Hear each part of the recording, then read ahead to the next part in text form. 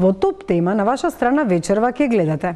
Има ли раздор во Советот за реформи во судството? Како неговите членови ќе се одбранат од политички влијанија, кога и министерот и заменикот министер за правда се дел од телото? Суштински или паушални промени во судството? Што сработија до сега? Ги почитуваат ли насоките на Прибе и Европската Унија? Колку се транспарентни? Интервју со Мирјана Најчевска, член на Советот. Во топ тема на ваша страна разговараме и со Фадил Зендели од БЕСА. Министерот за правда не го прифати амандманот на оваа партија во насловот наместо јазици да гласи Закон за албанскиот јазик. Во тензична атмосфера прекината беше расправата за амандманите во Комисијата за европски прашања. Останете со нас.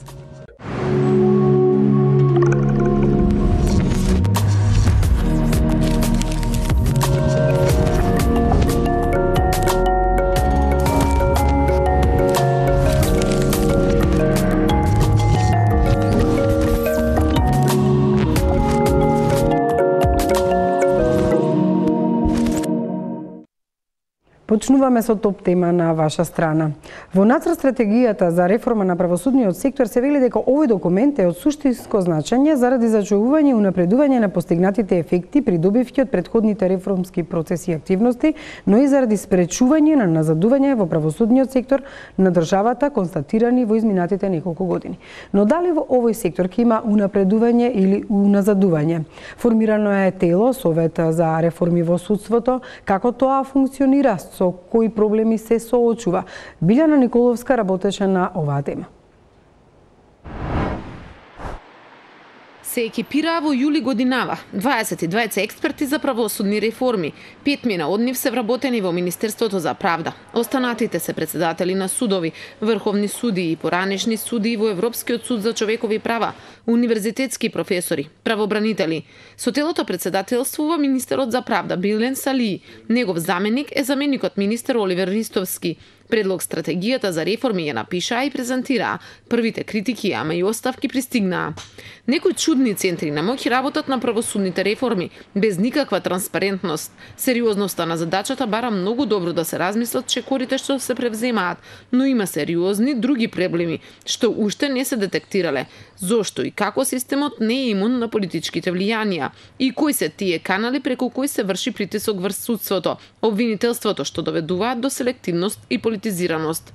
Ова е само една од причините кои ги истакна професорот Гордан Каледжиев, кој до неодамна беше член на телото кој работи на правосудните реформи, а кој си поднесе оставка. Тој од пред неколку денови одлучи дека не сака да е дел од ова тело, оти како што рече, важни иницијативи се одбивале без аргументација, а советот бил повеќе декор на министерството и владата, отколку вистински совет за реформи.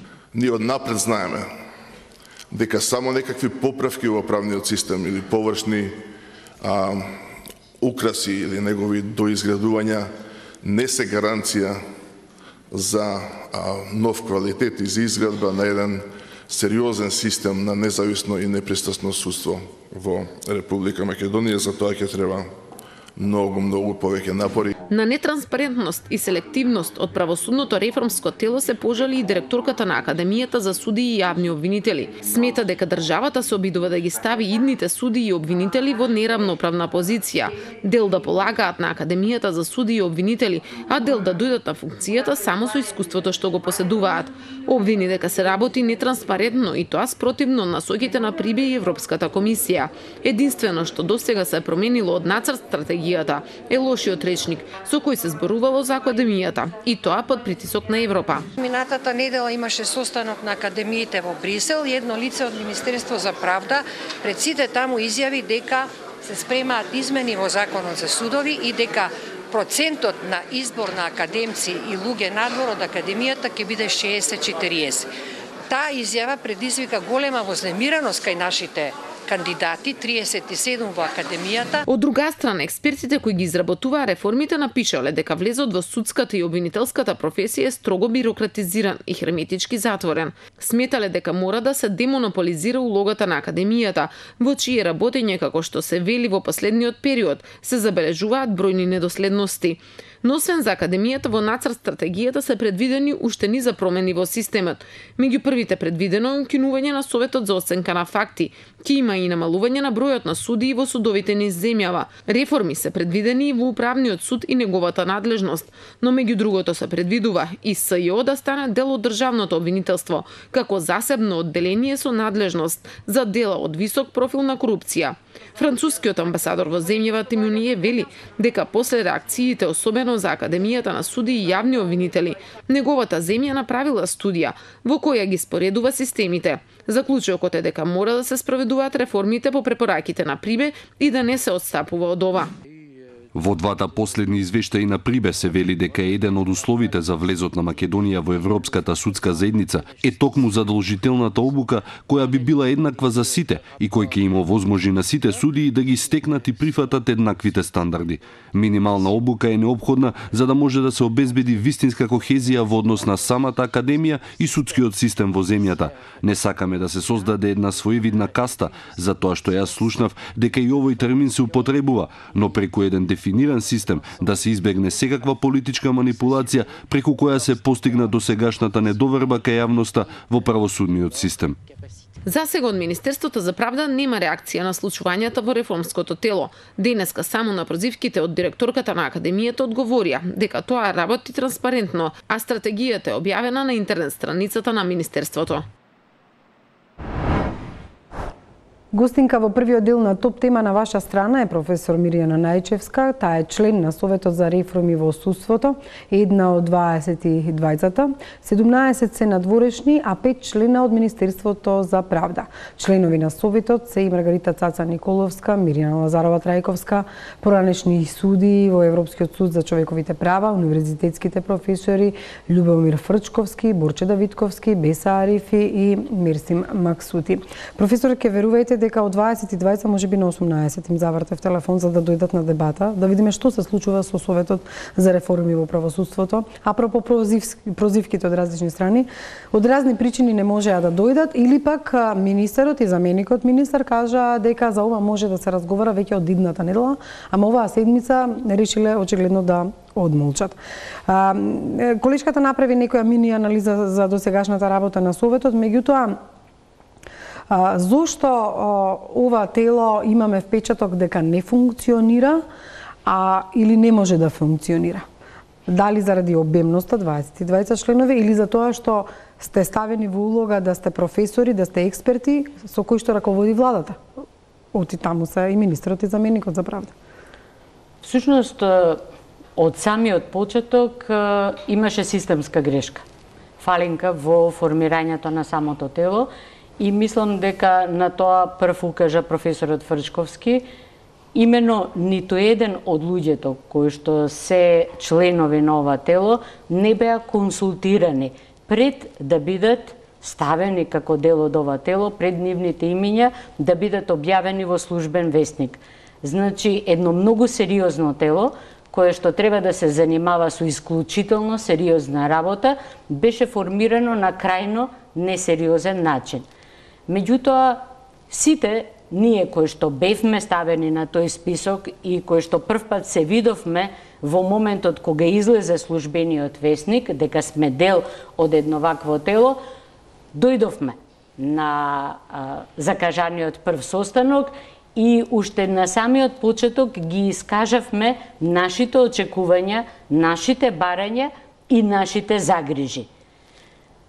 Еден од основните елементи кој што беше истакнат уште на првиот состанок е дека доколку сакаме навистина сериозно да пристапиме кон реформа на овој сегмент од општеството, дека прво тоа тело треба да има програма за работа. А вие дали имате програма за работа и со оглед на тоа што првпат сте си го видели името можеби во службен весник дека сте член на тоа тело, дали воопшто знаевте со кои ќе работите и како? Работни групи, програма? Не. Значи, побаравме програма, побаравме да се направи некој вид на неформален деловник за работа, евентуално да се временски определи кога ќе се состануваме, за кои прашања и да биде воспоставен систем на информирање. Следниот елемент кој што го побаравме беше потполно искористување на експертизата на сите луѓе кои што се наоѓаат таму, а која што е многу специфична, која што е поврзана со одредена област и каде што најмногу можеме да бидеме искористени. И заради тоа побаравме евентуално групирање по одделни области, било во однос на различни законски текстови или предметно групирање кога пак ќе работиме на една поширока материја. Меѓутоа, сите овие предлози уште на првиот состанок беа одбиени.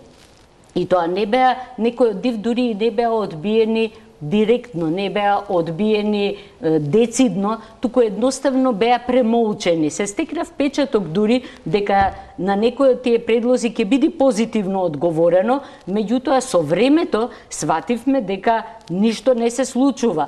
И она што беше најстрашно, министерот уште на почеток ни соопшти дека ќе мора да работиме пленарно, односно во целокупен состав. Сите 22 за која и да е реформа во судството, било да човекови права, за кривично дел, сите заедно работите. Граѓанско, за реформа на самите судови, за реформа на јавното обвинителство и слично. Меѓутоа, не само од аспект на содржината ова представува многу чуден приод, туку и од аспект на можноста сите луѓе на вистина да доаѓаат на тие состаноци, заради тоа што не станува збор за луѓе кои што се занимаваат само со тоа, туку за професори, како што рековте, суди, јавни обвинители, луѓе кои што предаваат и во странство, луѓе кои што работат на проекти и слично, значи кои што имаат многу јасен, определен распоред на своето време, кои што треба да го прилагодат за оваа работа. Кој ви ги закажува состаноците и кој ви ја наметнува агендата за работа? Мене ми е малце вака чудно што 20 професори или 17 професори еминентни луѓе во државата се ставени во ситуација да управува со нив практично владата и дали ви наметнува што ќе работите или што нема да сработите? Ова е многу интересно прашање, бидејќи после она првично појавување на нашите имиња во Службен весник, всушност јас на пазар дознав дека сум во Советот за реформа на правосудниот систем, некоја од тие жените на тезга ми рече: браво професорке, сега очекуваме на вистина да се случи нешто со правосудниот систем. Мислам и јас однака останав без текст, бидејќи не знаев за што станува збор. Значи, откога си ги видовме имињата во Службен весник, одеднаш дојде до затешје.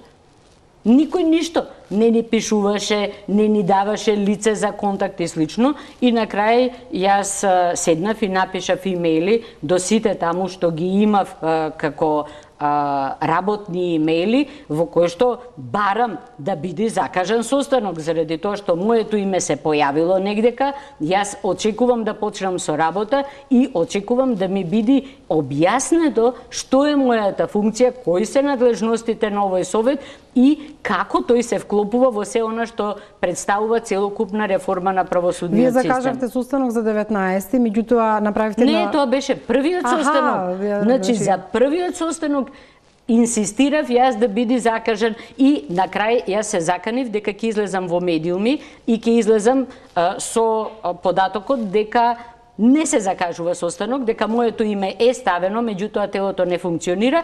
После пола сат од тоа беше закажан состанок. Значи, уште од почеток почнавме целата работа на мускули, на туркање. Колку состаноци сте имале со оглед на тоа што јас во воведот прочитав дека е донесена нацрт стратегија за реформа на правосудниот сектор?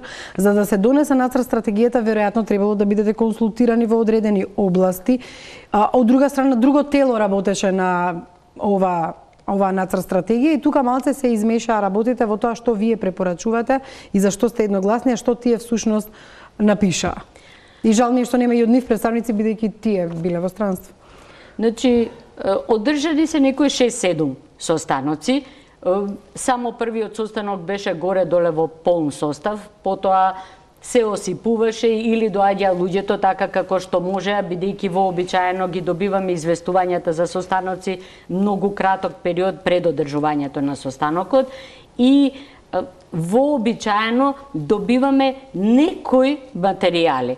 Кога беше прашањето за стратегијата и за акционите планови поврзани со стратегијата, ги добивавме, и можевме да реагираме и писмено со наши забелешки и да влеземе во некој вид на расправа, и стратегијата всушност ја разгледувавме некои 3 состаноци, и дел од забелешките кои што беа дадени во рамките на Советот се вметнати во стратегијата. Меѓутоа, она што цело време недостасува и зашто најмногу реагираме, тоа е недостатокот на информации.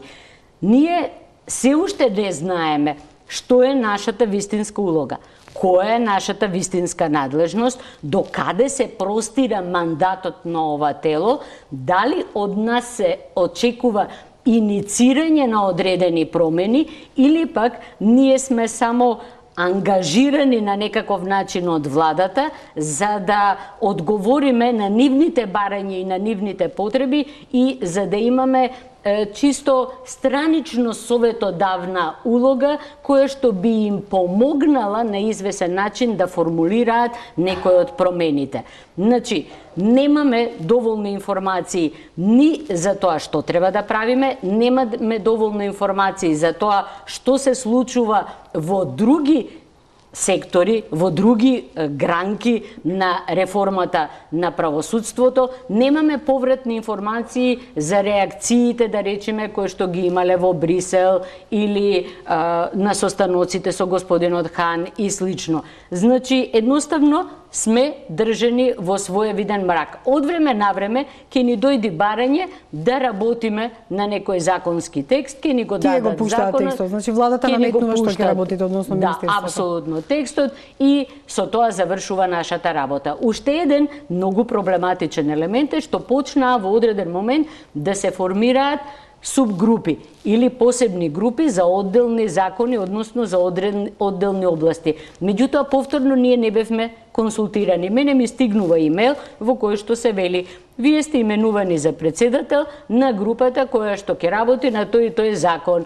И еве ви ги материјалите и ве молиме во тој и тој рок да ни доставите мислење за тој закон. Со кој ќе работите и како тие одбираат и ја прават субгрупата? И ви апсолутно. Значи, по логиката на нештата би рекла дека треба кривичарите да бидат во некоја група каде што ќе се работи на кривични промени. Вие во делот на човекови права, можеби заедно со ЦАЦА. Сега ова ми се наметнува вака лаички навидум. Значи, не е тешко да се организира работата. Не консултира нас. Јас немам представа, да речеме, кои се субгрупи се формирани. Не знам. Дознавам во тој момент кога некој од председателите на тие субгрупи ќе дојде со извештај кој што го поднесува пред Советот, меѓутоа ние не можеме ни да им помогнеме, да речеме, ние располагаме со знаење, располагаме со материјали, располагаме со и предходни искуства и сегашни искуства кои што би можеле да бидат искористени максимално во работата на едно вакво тело, меѓутоа не се искористени. И автоматски се создава впечаток дека тука во многу голема мера се согласувам со професорот Каледжиев, дека ние или служиме како некаков алиби за реформи кои што се прават на некое друго место, или пак едноставно владата не знае како да искористи едно вакво експертско тело, односно не знае како да ја искористи експертизата која што ние можеме да ја пружиме. Од друга страна се донесе нацрт стратегијата, тука постојат различни области кои се уредуваат од Судскиот совет, Советот за јавни обвинители, како тој треба да функционира и слично. Меѓутоа, една работа која што беше прв камен на стопнување во реализацијата на тоа што вие препорачувате и што е дадено во стратегијата, и што направи дека групата која работеше на нацрт стратегијата како да нема корелација со вас е барањето на професорот Фрчковски, кој беше најбучен, мислам најгласен во тој дел, да се обноват политичките процеси, односно судските процеси, за кои што се смета дека лицата се осудени од политички мотиви. Тоа беше едно барање, а другото барање беше закон за амнестија кој што па се отврли исто така од друга страна. Ова е многу интересно, бидејќи професорот Фрчковски ја иницираше целата идеја дека Советот навистина треба самиот да почне да иницира одредени барања и тој постави на дневен ред и покрај тоа што не беше ни предвидено, бидејќи на дневен ред беше нешто сосема друго и слично, меѓутоа и тој се обиде да создаде некаков простор. Две идеи, едната идеја беше законот за амнестија и другата идеја беше законот за повторување на случаи каде што има многу јаки индикации дека политиката мешала прсти и дека всушност дошло до злоупотреба на судската функција со политички некакви цели, односно со некаков политички бекграунд. Прашањето за донесување на закон за амнестија некако лесно помина и покрај тоа што токму за ова прашање немаше единство во Советот за реформа на правосудството, односно имаше различни мислења колку е потребен, на каков начин треба да се прави, на кого да се однесува и слично. За разлика од тоа, во врска со повторувањето на случаите каде што има индицирано политичко влијание, имаше многу големо единство во рамките на Советот. Меѓутоа, за жал, тоа прашање не само што не влезе во стратегијата, туку беше и преморčno отфрлено од секакво понатамошно работење. И дури на предпоследниот состанок беше поставено прашањето што се случува со тоа и кога ни беше одговорено дека владата нема намера да прави законски промени кои што би го адресирале овој проблем, ние предложивме да се формира посебна група, ние ќе ја формираме како експерти, само иницијативно ќе влезиме во незе и ќе дадеме алтернативни можности, алтернативни решенија како да се пристапи кон оваа проблематика. Значи не мора во закон да влезе, може и на друг начин да се решава. Значи ние предложивме ајде да дебатираме, ајде да имаме отворен ум, ајде да видиме што е она што ни го кажува искуството кое што доаѓа од надвор, што е она што ние можеме да го искористиме во рамките на она што го дава веќе постоечката законска регулатива и со какви можности можеме да излезиме. Меѓутоа, дури и тоа не беше направено, односно премолчно беше спречено формирањето на една ваква група и автоматски почна иницијативата да спласнува, што според мене најверојатно беше и една од тие каписли која што го поттикна Калеџиев така емоционално да реагира и заради тоа што тоа беше една од заедничките иницијативи. Таа токму како иницијатива не беше прифатена. Да, тој вели, моето лично убедување дека има некои чудни центри на МОК кои работат на реформите без транспарентност. Нашето учество таму секако беше базирано на добра волја и ако не чувствувам дека има добра волја од другата страна, немам ни причина да учествувам. Со тие зборови Калеџиев си поднесе да речеме оставка од ова тело, меѓутоа и постојат ли центри на МОК кои управуваат на некој начин со реформите во судството. Ако вам ви е доверена вербата да го правите тоа, а тоа не успевате да го направите и немате услови за такво нешто, дали некој друг тоа го прави, раководен од владата или по тертип на владата и слично. Затоа што факт е дека секоја власт сака да стави рака нели на судство, велиме на медиуми, колку да се залагаат за тоа дека нема да се случи. Меѓутоа, ако вие не успевате 17 луѓе кои се надвор од власта тоа да го направите, кој тоа го прави? Добре, јас немам впечаток дека станува збор за некои посебни центри на моќ. Јас повеќе би рекла дека оваа влада се наоѓа во една многу специфична положба. Имено се обидува во многу краток период на многу барања да одговори, многу области да зафати и запаѓа во стапицата на дневното делување. Значи има области, како што е областа на правосудството, кои што не можат одеднаш да бидат сменети, кои што бараат прво системско истражување, кои што бараат одредување на сите оние проблематични јазлови места кои што се воочени во изминатиот период и потоа врз основа на тоа да се почне постепено со градење на еден конзистентен систем. Заради тоа што еден од најголемите проблеми во моментот на нашето правосудство е неконзистентноста, внатрешната противречност која што ја создава правната несигурност кај луѓето. Меѓутоа, со промена на 1, 2, 3, 4 закони нема да се изгради таа конзистентност, туку напротив ќе се влези во стапицата на правење на некој монструм од лепенки. Ова влада мислам дека не се снајде во тоа. И мислам дека проблемот е во незнаење од една страна, а во друга страна од желба што е можно побрзо да се покаже некаков резултат, не разбирајќи дека на ваков начин само се создава привид на резултат, а не се овозможуваат и вистински промени. Доколку на ова тело му се даде вистинското значење, доколку им се овозможи на луѓето да заедно да решат на кој начин ќе ја вршат работата и кои се оние суштински места на кои што треба прво да почнеме да делуваме, мислам дека и владата само ќе добие, а нема да изгуби. Меѓутоа колку месеци работите или од кога сте формирани?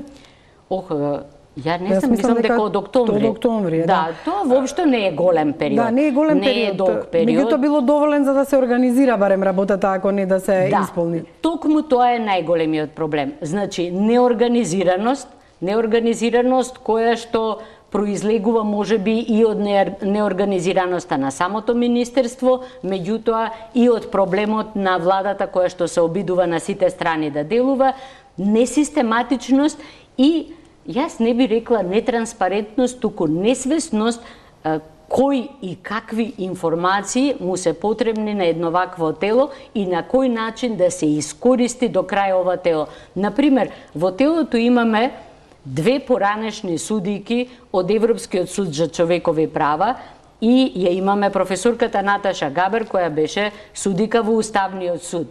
Сите тие дадоа предлог кој што јас апсолутно го поддржувам, дека мора да се искористи и праксата на Европскиот суд за човекови права во се она што ќе го трасираме како реформа на правосудството, заради тоа што се таму дадени оние првични елементарни насоки кои што можат да бидат многу добро искористени. И тоа некако беше потурнато настрана, никој не обрна внимание, никој воопшто Кој треба да обрне внимание? Дали се зависи од министерот и неговиот заменик? Дали тие мора да обрнат внимание за да се направи нешто? Ова ве прашувам, дали вие, ако имате впечаток дека тие се кочничари на процесот, а вие имате волја да работите, може да ги на некој начин елиминирате од телото, а тие ве создале. Значи, не се работи за елиминирање на министерот и на заменикот министер или на било кој представник на владата. Туку се работи за разбирање на различните улоги. Значи, тука се малку изместени улогите. Ние сме тие кои што треба да создадеме систем, кои што треба да иницираме и кои што треба да предложиме. Политичарите се тие кои што треба да ги видат нашите предлози, врз основа на тие предлози да создадат, врз основа на нивните политички програми, да создадат закони, законски промени и да трасираат политички детерминирана насока на развој. Овдека е обратно.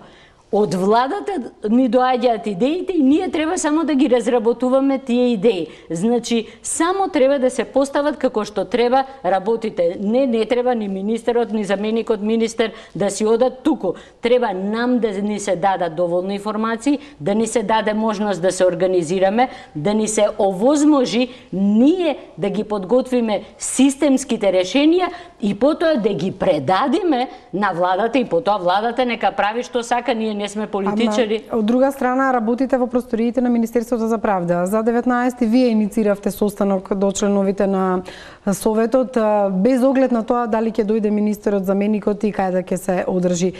Може ли на тој начин да обезбедите самостојност, да кажете дека вие 17 сте тие што од сега ќе организирате работата, тие може да ви бидат логистика, да дојдат или да не дојдат, меѓутоа да направите некој начин да не зависите воопшто од тоа дали тие ќе ве свикаат или не. Сега вие ќе ги свикате, претпоставувам. Тоа е идејата. Тоа е идејата и јас мислам дека во таа идеја имам поддршка од поголемиот дел од членовите на Советот за реформа И мислам дека е тоа правиот пат.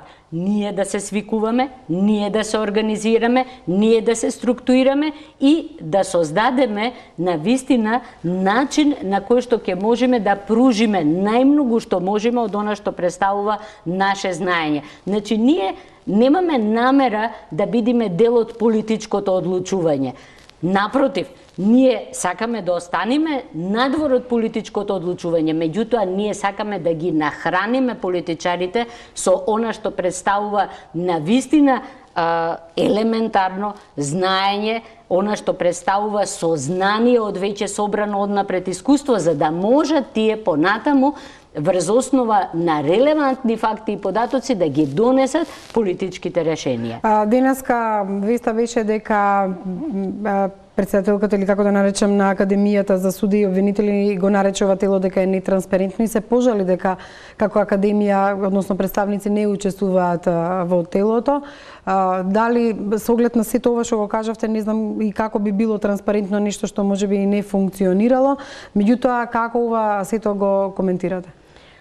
Значи прво од Академијата на науки има, од Академијата за суди и јавни обвинители има представници, значи дел од професорите кои што се во ова тело се и професори на Академијата, значи не е баш точно дека нема никој од таму. Второ, Академијата е поставена како една стратешка цел. Реформата на Академијата и новото место кое што би се дало на Академијата влезе во стратегијата. Во моментот кога ќе почне да се работи на таа стратегија, во тој момент ќе бидат вклучени и сите оние кои што се директно засегнати од целокупната таа работа. Не знам господјата Наудовска врз основа на што настапува во име на Академијата, бидејќи нејзи е истечен мандатот, меѓутоа најверојатно си има некоја своја идеја дека е таа доживотен директор или нешто слично. Меѓутоа, би можеле да се жалат доколку Академијата и се она што представува работење на Академијата не влезеше во стратегијата. Тие се во стратегијата, се во акционите планови, значи целокупното понатамошно делување во наредните 1, 2, 3 години ќе ги вклучи во се она што представува натамошен и поинаков развој и дефинирање на оваа Академија. Има изборно напредување на судиите и обвинителите од страна на Судскиот совет и Советот за јавни обвинители врз основа на објективни неполитички критериуми, воспоставување објективни и мерливи критериуми за утврдување на одговорност на судиите и јавните обвинители, плурализација на санкциите, разрешување само на потешки и континуирани дисциплински повреди, значи воспоставување законска рамка за општествена и политичка рехабилитација на илустрирани лица. Ова само читам делови што се дадени во стратегијата, меѓутоа кои се приоритетите, за да не се служи она што сега го зборуваме за владата и ја критикуваме дека сакајки многу одеднаш да направи па на крај може да не излезе ништо. Кој е приоритетот на вас како професионалци што треба да се, на што да се обрне внимание, имајќи во предвид од друга страна дека сме притиснати како држава со препораките од ПРИБЕ, а потоа и со извештајот на Европската комисија ќе бидеме? Па на неколку од состаноците всушност како приоритетна задача беше исфрлена иницијативата да се работи на Судскиот совет и на Советот на јавни обвинители како две тела кои што имаат многу суштинско, многу клучно значење, многу суштинска улога во се она што представува ново гибање во судовите. Така што тоа само по себе се наметна како еден од приоритетните елементи. Некои од базичните закони, како што е законот за кривичната постапка и слично, исто така се поставија на дневен ред, исто како и некои помали закони, а кои што можат да создадат големи пречки во работењето, како што е законот за заштита на приватноста, кој што исто така дојде на дневен ред. Значи, отсуството на програма на ова тело и отсуството на системски пристап наметна еден ваков начин на делување кога се обидуваме да ги утврдиме клучните некои позиции кои што ќе овозможат, доколку бидат на соодветен начин разрешени, понатаму да влијаат на целокупниот систем. Меѓутоа, повторно се враќаме на она првото, дека ние самите во суштина не ги определуваме приоритетите, туку приоритетите ни доаѓаат од страна на владата во вид на задачи, што е она погрешно, наопаку поставена работа, која што оневозможува вистинска реформа на правосудниот систем. Заради тоа што не станува збор за реформа на судството или реформа на јавното обвинителство. Значи, станува збор за еден комплексен пристап кој што би изградил еден посебен, нов, конзистентен систем кој што во моментов го немаме. Што ќе направите во вторник, како дојдат и министерот и заменикот, и како ќе обезбедите да во иднина навистина бидете самостојни, направите програми и се разработи ова тело како што треба, или ако видите дека нема слух за такво нешто? Па, јас се надевам дека на толку многу професори, на толку многу судии, на толку многу јавни обвинители, поранешни судијки во Европскиот суд за човекови права и слично, дека имаме доволно сила да се наметнеме. Доколку не успееме да се наметнеме, тогаш најверојатно најголем дел од членовите ќе поднесат оставка, бидејќи се обесмислува нашето присуство во едно вакво тело. Меѓутоа, навистина, јас се уште верувам дека оваа влада има во позадина добра намера, дека навистина сака да направи некаква промена во правосудниот систем и дека едноставно не знае како. И мислам дека ваквиот начин на инсистирање на промена на улогите и превземањето на иницијативата во наши раце, мислам дека ќе биде позитивно прифатено и очекувам да се отвори вистински простор за работа на ова тело, кој што многу брзо може да вроди со резултати. Заради тоа што навистина овие луѓе работат со ентузијазам. Сите луѓе кои што дојдоа таму, дојдоа од чист ентузијазам. Тоа значи дека не сте платени, немате дневници, патни трошкови, тоа е сега многу немаме битно. Ништо. Значи, дури и луѓето кои што доаѓаат од Тетово, имаме професори, имаме суди, јавни обвинители кои што доаѓаат од Гостивар, од Тетово, од Куманово, кои што доаѓаат од други места, не добиваат ни патни трошоци, ниту недоместување на автобуска карта што се вика. Меѓутоа, сите таму кои што сме собрани, навистина сме луѓе кои што мислиме дека треба да се направи промена, кои што веруваме дека можеме да направиме нешто и кои што сме спремни да ги вложиме сите сили во таа насока. Госпоѓа Најчевска, ви благодарам што бевте дел од топ тема на ваша страна. Ви посакувам успешен состанок со министерот и заменик министерот и од вторник натаму ќе видиме дали и како ова тело ќе функционира, дали ќе ве сослушаат или за жал ќе мора да поднесувате оставки. Благодарам многу. Продолжуваме понатаму. Добитник на наградата Жан Моне на Европската унија за 2017 година за најдобра новинарска сторија е новинарот од топ тема на ваша страна Александар Манасиев. Синоќа беа доделени наградите, а првата награда е за истражувачката сторија, поврзана со Академијата за судии и обвинители. Манасиев откри дека во Академијата за судии и јавни обвинители на конкурс за обука на нови обвинители на 40 од кандидатите поднеле фалсификувани сертификати за познавање странски јазик. Еден од случаите доби судска разврска, но за најголем дел од кандидатите веќе една година се води истрага во обвинителството. Кандидати за нови македонски обвинители се пријавиле на конкурсот на Академијата за суди и јавни обвинители со фалсификувани документи за познавање на странски јазици. Наши извори велат, лажните документи не се изработени во земјава и се купени во една од соседните земји. На конкурсот се бараа кандидати за 60 нови обвинители. Се пријавиле двојно повеќе. Проблемот е што оние што треба во иднина да се грижат за спроведување на законите, самите ги прекршиле. Секој четврти кандидат од пријавените поднел фалсификувани документи. Ваков скандал за кој со месеци се молчи, откри екипата на топ тема на ваша страна. За случајот со фалсификатите отворена и предистражна постапка во јавното обвинителство, иако од оваа институција ни дадоа неодреден одговор. Сите предистражни и истражни постапки што ги води јавното обвинителство и действијата што се преземаат во нив се тајни. Со оглед на тоа, не сме во можност да одговориме на вашето прашање. Скандалот со фалсификатите е главната причина зашто 9 месеци од објавениот оглас не е спроведен ниту приемен испит на кандидатите за нови обвинители. Процесот е закочен и за наводните фалсификатори, но и за оние 90 на кандидати кои ги исполнуваат условите.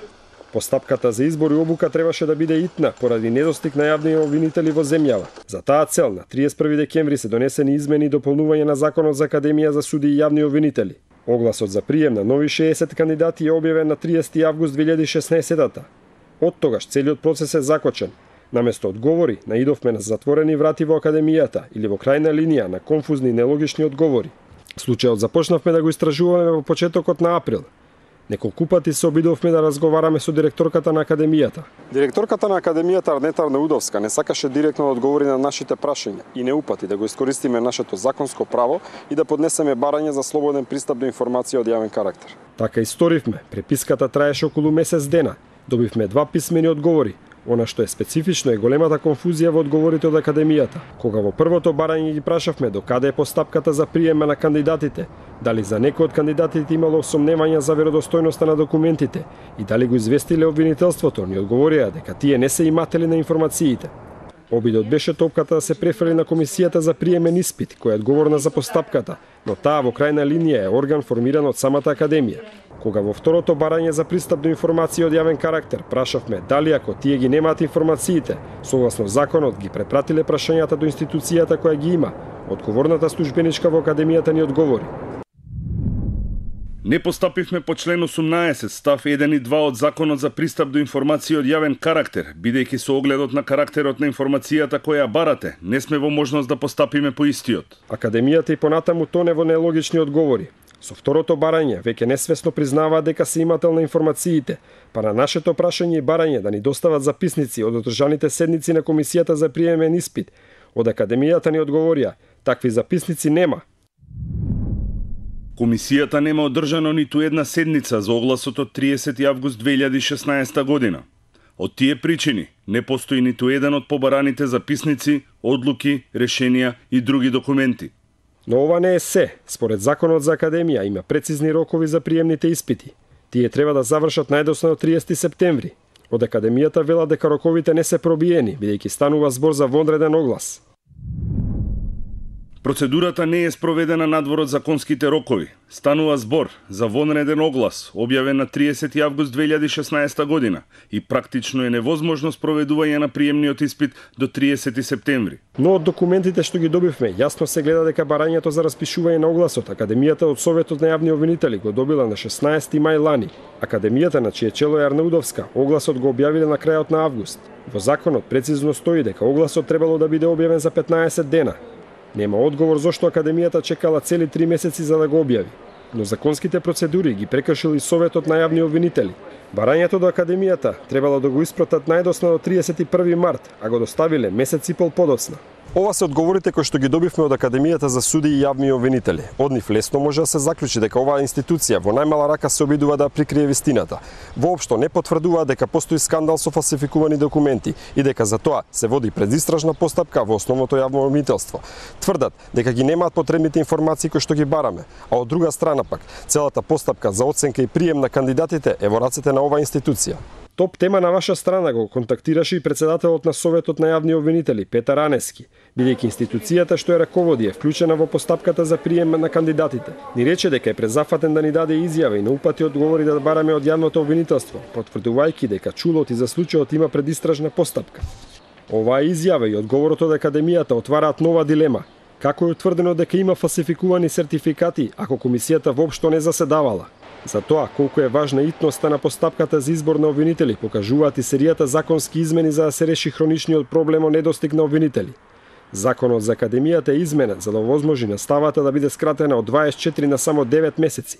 Скандалот со фалсификатите уште повеќе ќе го назади овој процес, создавајќи реална можност од дополнително успорување на спроведување на правдата. Во топ тема на ваша страна ќе разговараме и со Фадил Зендели од Беса, тој е во гостивар, таму живо ќе го вклучиме. Министерот за правда не го прифати амандман од Нова партија во насловот. Наместо јазиците да гласи Закон за албанскиот јазик, во тензична атмосфера беше прекината расправата за амандманите и најавена е за утре. Пауза за реклами и одиме во гостивар, интервју со Фадил Зендели од Беса. Се вжешти атмосферата на амандманската расправа за Законот за јазици, кавга меѓу Артин Груби како претседател на Комисијата за европски прашања и пратеничката група на Беса. Уште на стартот, Комисијата расправаше по амандманот на Беса за промена на името на Законот од Закон за употреба на јазиците во Закон за употреба на албанскиот јазик. Овој амандман не беше прифатен од министерот за правда Билен Салију, но дополнително се направи тензија откако Груби не му даде процедурална забелешка на Фадил Зендели од Беса и продолжи со својата реплика. 15 минути додека говореше Груби, пратениците на Беса тропаа по маса и скандираа: 15 години го злоупотребувате албанскиот јазик. Прекина амандманската расправа, а пратениците од Беса заминаа. Сонја Николовска повеќе за ова. Попладнево пратениците од Беса не ги пробаа роденденските чоколадни бомбони што пратеничката Кети Смилеска ги послужи поседницата на Комисијата за европски прашања. Тие не се појавија на продолжението, иако мнозинството од СДСМ и ДУИ ги чекаа 40 на минути. Се уште не се појавија на продолжението на шестата седница на Комисијата со цел да ги образложат и аргументираат поднесените нивни амандмани во однос на јазикот за употреба на јазиците. Предпладнето помина во тензична атмосфера. Четворица пратеници од Беса тропаа по масите бидејќи не добија право на процедурална забелешка. Сакаа да укажат дека имаат право да го образложат амандманот, откако министерот Билен Салију не го прифати. Беса предлага Законот за употреба на јазиците да се преименува во Закон за употреба на албанскиот јазик. Но Груби веќе му даде збор на првиот говорник, а потоа самиот зеде реплика. Зендели излезе на говорница без да добие збор, а Груби ја прекина седницата.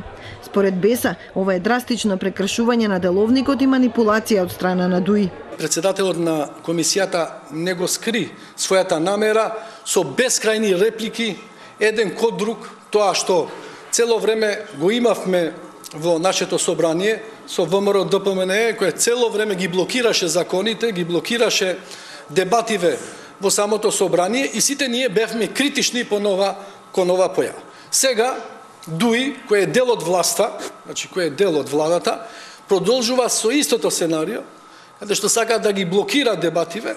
Груби тврди дека деловникот не е прекршен и дека целата процедура е запазена. Понатамошната процедура е дека се завршува прво со репликите, па после наследниот кој што е пријавен за говор, и тоа веќе го информирав уште пред да започне со говор господинот Весел Мемеди и по неговиот говор, и немаше никаква интервенција, ниту процедурална, ниту било каква друга, но кога откако почнаа репликите, почнаа со елементарно непознавање на деловникот да барат процедурално насред говорна реплика, што е недозволиво.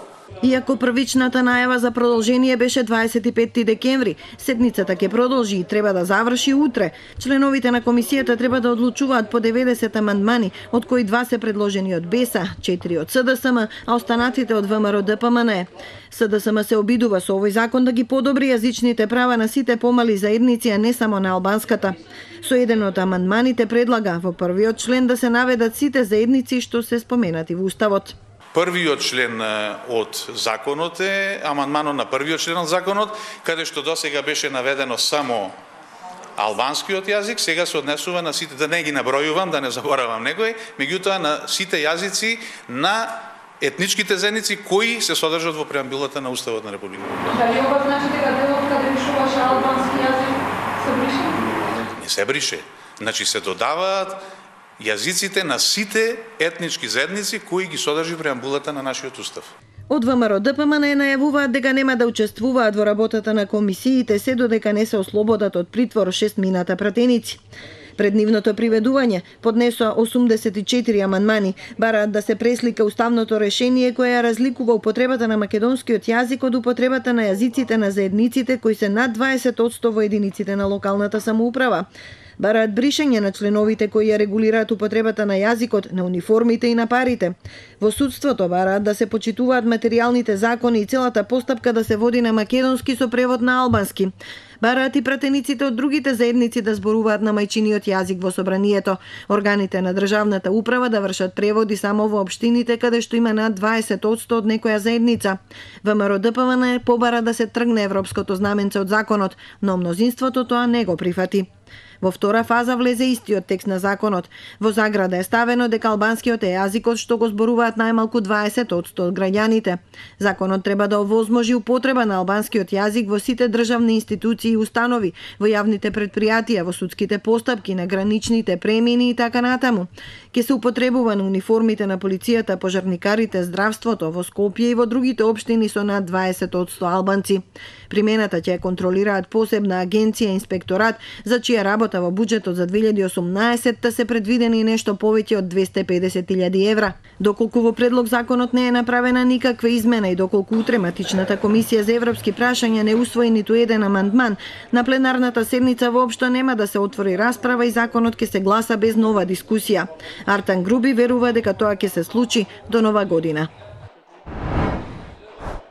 Од Гостивар го вклучуваме пратеникот на БЕСА Фадил Зендели. Зендели, дали БЕСА веќе нема да учествува на комисијата, чија амандманска расправа продолжува утре, по сето ова што се случуваше денеска? Па, вие бевте сведоци на она што се случуваше денеска. Значи, председателот на комисијата, не денеска, него уште во понеделник, кога беше првиот ден за расправа, значи, почна манипулацијата во однос на дебатата, во однос на законот за употреба на јазиците.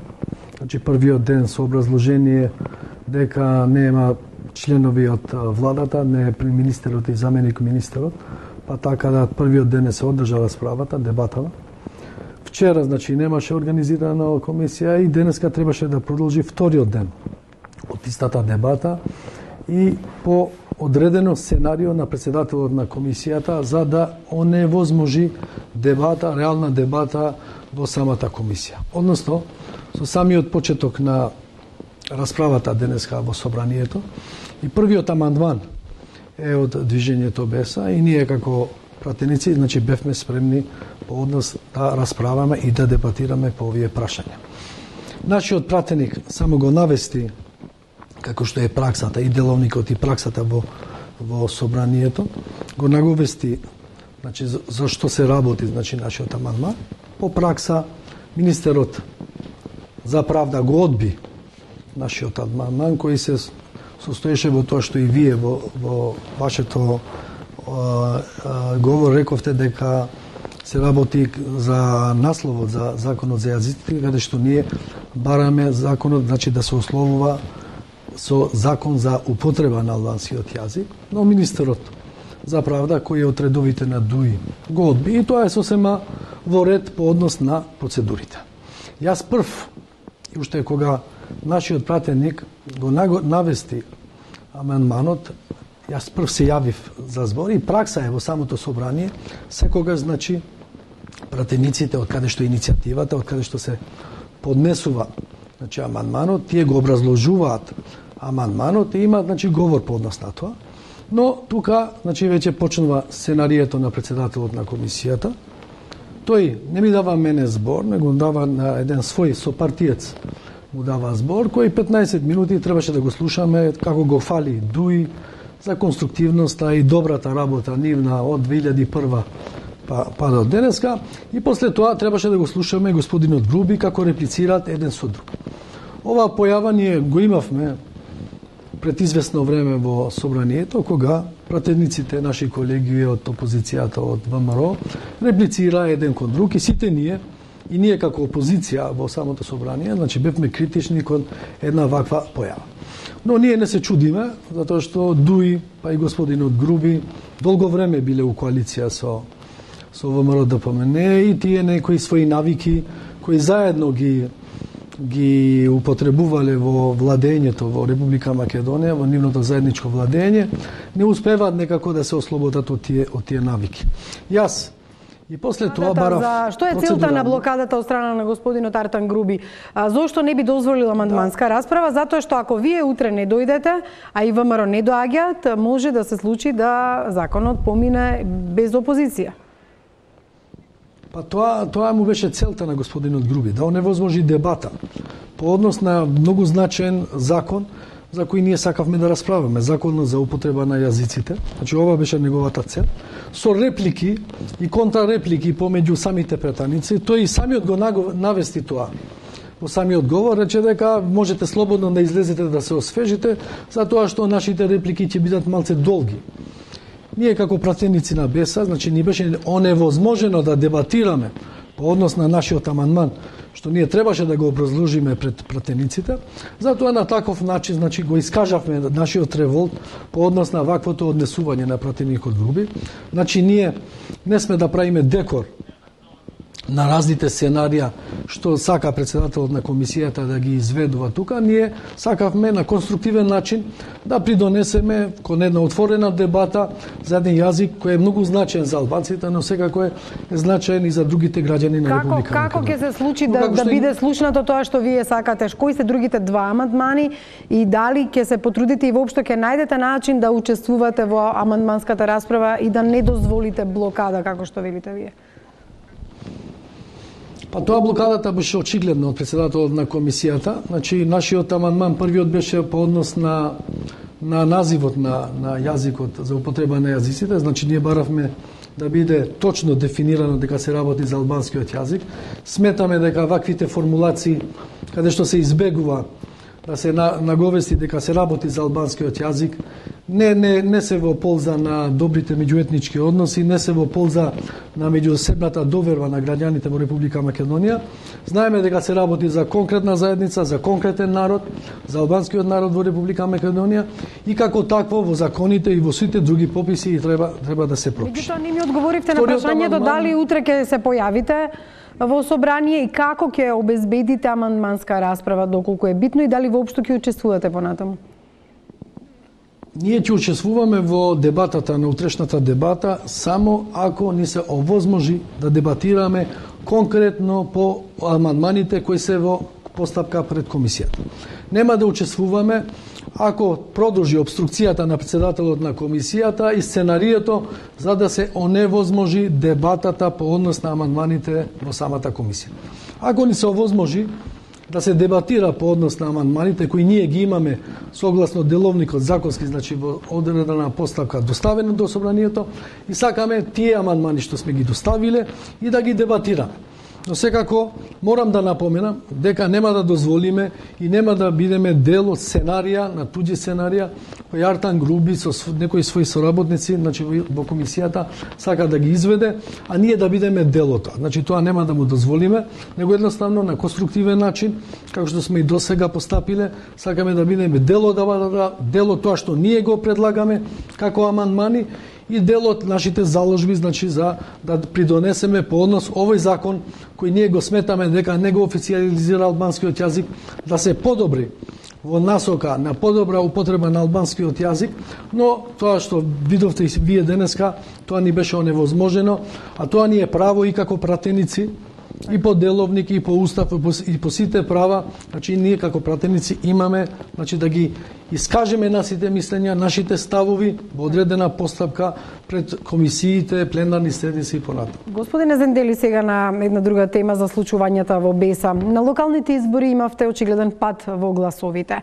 Дали поради ова ќе закажете конгрес во партијата и дали ќе дискутирате за промена на лидерот на партијата?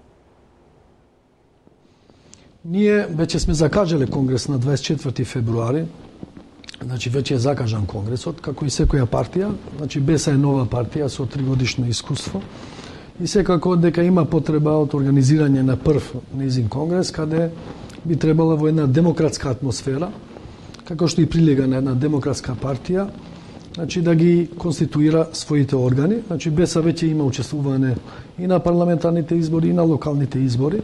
И ние сметаме дека како нова партија сме биле успешни во ова насока, значи имаме парламентарна група во собранието и на локалните избори со близу 50.000 гласови, не може да се смета за една нова формирана партија дека немало резултати, дека немало успех.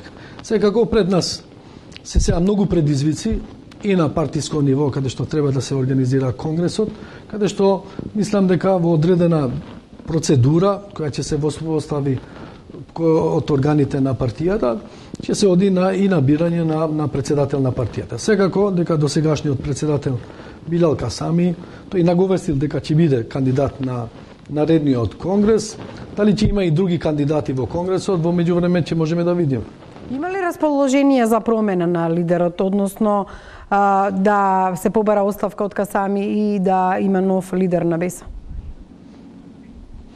Официјално во ниеден орган немало такво наговестување, некакво такво барање за оставка на господинот Касами, но секако и во БЕСА има демократска атмосфера, се врши демократска дебата, каде што секој може да го искаже своето мислење и ние не треба да бегаме од една отворена дебата, каде што можеме за она што е било добро во овој период во движењето БЕСА за овие 3 години да ги пофалиме, но ако има забелешки, сите тие забелешки во досегашното владење и функционирање на партијата, на отворен начин да ги искажеме и секако да можеме да ги поправиме, значи нашите структури, од овој конгрес да излеземе што појаки, што подобри и нормално да придонесеме за нашите граѓани тука, за граѓаните во Република Македонија. Дали има расположение и разговори во БЕСА за влегување во владата? Имаме една многу интересна ситуација во владата каде што села има нарушени односи со ДУИ, каде што уште нема министер за здравство, а министер за здравство беше од редовите на Алијансата. Дали во БЕСА има мислење дека треба да се влезе сега во владата, можеби и да се преговара за тоа? За секое вакво важно прашање, каде што се работи за вклучување на одредена партија во власта, секако дека треба да се отвори дебата во внатрешните структури на партијата. Секоја политичка партија сака да биде дел од власта и на некој начин политичките партии се формираат и излегуваат на избори за да бидат дел од власта. И нормално и движењето БЕСА има цел да биде дел од власта во насока на тоа што таа како политичка платформа и програма го има, за да може подобро да ги оствари своите програмски цели. Секако во интерес на граѓаните на нашето членство, но и граѓаните во Република Македонија. Ако има разговори, ако има понуда од премиерот, или сега веќе не е мандатар, него е премиер, да се за влегување на БЕСА, сигурно дека тоа прашање ќе се разгледа во органите на партијата и секако во една демократска атмосфера ќе одлучуваме дали ќе бидеме дел од власта или не. Тоа што се случува во моментот во владата, каде што некако не може да се комплетира, значи составот на владата по изборот на господинот Таравари за градоначалник на Госива, тоа е мислим прашање кои треба да се реши во меѓусебните разговори помеѓу Алијансата и СДСМ, а разговорите по однос на влегување на БЕСА во владата се нешто сосема друго, во однос дека ние како политичка партија и во досегашното наше залагање сметаме дека односите треба уште понатаму да се унапредуваат, демократските процеси понатаму да се унапредуваат и секако дека ние како движење БЕСА можеме многу да допринесеме во оваа насока, затоа што немаме ипотеки од прошлоста, кои некои политички партии ги имат и секако дека во оваа насока ние 5 пратеници кои сме можеме многу да допринесеме во една по-функционална и по-ефикасно и собрание и влада. Какви се односите со села по на коалицирање за локалните избори и поддршката? Дали се уште сте во една таква коалиција? Мислам дека односите се одлични со господинот Села. Значи, таа соработка во вториот дел на локалните избори одлично функционираше и после тоа, значи, нашата комуникација е многу добра, многу може слободно да се рече одлична. Секако дека и двете партии имаат планови за понатамошна соработка, затоа што таа соработка што го имав на локалните избори ги даде своите плодови и секако дека тоа треба да се продолжи поратамо во насока на една конструктивна коалиција која ќе беше, значи, во една отворена дебата на новите парламентарни избори, кога и да се организират, да имаме промена на власта во делот на албанскиот блок.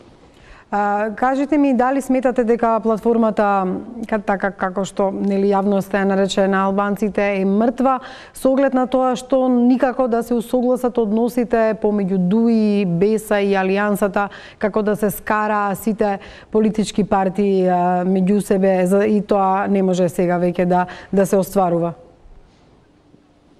Не мислам дека платформата е мртва. Тоа е живо суштество, те се права барања кои албанците долго време ги имаат во Република Македонија, од самото самостојување на Република Македонија, значи тоа е дел од барањата на албанците, тоа е дел од програмите на политичките партии албанци, само едноставно од страната на ДУИ ова платформа се злоупотреби само во насока тие по секоја цена да бидат дел од власта, а од другата страна да играат на унифицирање на албанскиот фактор. Значи, ова беше главниот проблем, што ова платформа не профункционираше како што треба, но ние како политичка партија сметаме дека таа е жива и секако дека ние како субјект, не само ние, него и другите политички партии, не можеме да бегаме од нешто што е реално и потреба на албанците во Република Македонија. Значи, платформата е нешто што е дел од нашиот живот, од нашите потреби во Република Македонија и како такво, значи не ние како БЕСА, но и другите политички партии, тешко дека некој ќе може да се откаже од тоа, може да има обструкции по однос на функционирањето и оживувањето повеќе на ова платформа, како тоа го прави ДУИ и по однос на законот, сега што го имаме предлог законот за употреба на јазиците, знаеме во платформата каква формулација има по однос на официализирање на албанскиот јазик и ова што ДУИ сега ни го предлага во предлог законот. Господине Зендели, за крај, дали насетувате атмосфера, може би од владеачките партии, на свикување на предвремени парламентарни избори по моделот на она што го правеше ВМРО ДПМН, дали воопшто може да се размислува за такво нешто, затоа што доколку пак власта не испорача кои се очекувањата, а очекувањата се навистина големи и ветувањата беа големи, тогаш може да им се случи пат на рейтингот. Па секако политичките партии, обично власта, кога гледа дека некако работиве не им течат како што треба, не можат да испорачат резултати од реформите кои самите тие ги ветија пред граѓаните и пред институциите и да најдат начин како да одат на некои нови избори за да може да го продолжат својот политички век. Ние како политичка партија многу јасно ќе кажам дека не бегаме тие избори, значи сме спремни и би сакале да имаме предвремени парламентарни избори, каде би учествувале, но секако тоа не зависи од нас, од нашите 5 пратеници, значи зависи од мнозинството на пратениците во Собранието на Република Македонија, ќе зависи нормално и од опозицијата, од македонската опозиција. ВМРО ДПМН сега се во тек на една внатрешна дебата за внатрешните проблеми што тие ги имат. Но секако дека ако власта има таква намера, ако СДСМ и ДУИ гледаат, а гледаме дека за овој 6-месечен период немаат нешто посебно испорачано према граѓаните и дека тешко ќе биде нешто изведливо во наредниот период, да очекуваме дека може и да работат на тоа да се одат на парламентарни избори. Уште еднаш повторувам, ние како движење БЕСА, ако се оди на парламентарни избори, на вонредни парламентарни избори, сме спремни да учествуваме. Господине Зендели, ви благодарам за ова интервју. Ќе видиме утре што ќе се случува и дали ќе профункционира амандманска расправа на комисијата во однос на законот за јазиците. Ви благодарам што бевте дел од топ тема на ваша страна. Ова беше Фадил Зендели, пратеник на партијата БЕСА. Овде е и крајот на топ тема на ваша страна. Останете со програмите на Телма. Во ноќно студио вечерва е Боби Христов со министерот Кочо Ангјушев.